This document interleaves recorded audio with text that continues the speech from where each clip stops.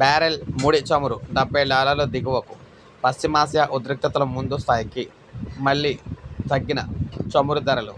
ఉద్రిక్తతల సమయంలో గణనీయంగా పెరిగిన ముడి చమురు ధరలు మళ్లీ భారీగా తగ్గాయి. నిన్న చూస్తే అమెరికా ముడి చమురు ధర బ్యారెల్ $68 వద్ద, బ్రెంట్ ముడి చమురు బ్యారెల్ ధర $71 వద్ద కదులాడుతూ ఉన్నాయి. ఇరాన్పై అమెరికా ఇజ్రాయెల్ యుద్ధం ప్రారంభానికి ముందు ఉన్న ధరలివి.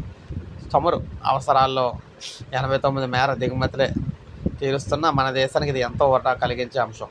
దిగుమతి బిల్లు భారం తగ్గి ప్రభుత్వ ఆర్థిక పరిస్థితి మెరుగవుతుంది.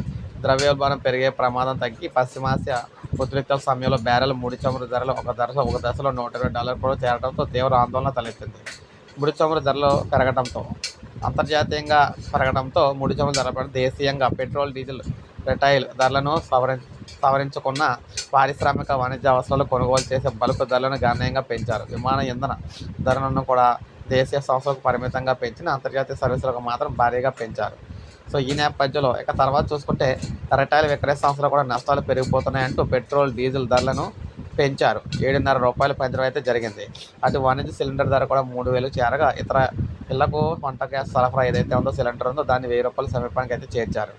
ఇప్పుడు మళ్ళీ ధరలు పూర్వస్థితికి అయితే వచ్చినాయి కాబట్టి ధరలు తగ్గించాలి. సో మొత్తంగా ఏదైతే $7.5 పెట్రోల్కు, డీజిల్కి పెంచారో సిఎన్జికి అవి తగ్గించాలి. అదేవిధంగా వంట గ్యాస్ సిలిండర్కి సంబంధించి కూడా తగ్గించాలని చెప్పేసి కోరుతున్నారన్నమాట. ప్రతి నెల 1వ తేదీన ఏటీఎఫ్ ధరలను ఇలానే సవరిస్తూ ఉన్న పలు కారణాల వల్ల పెట్రోల్, డీజిల్ రిటైల్ ధరలతో పాటు గృహవసర వంట గ్యాస్ సిలిండర్ ధరను సవరించలేదు. వాణిజ్య అవసరాలకు వాడే ఎల్పీజీ సిలిండర్ సరఫరాపై కూడా ఆంక్షలు తొలగించిన కంపెనీలు జూలై 1న గ్యాస్ ధరలను కూడా సవరిస్తాయని వేచి చూడాల్సి అయితే వస్తుందన్నమాట.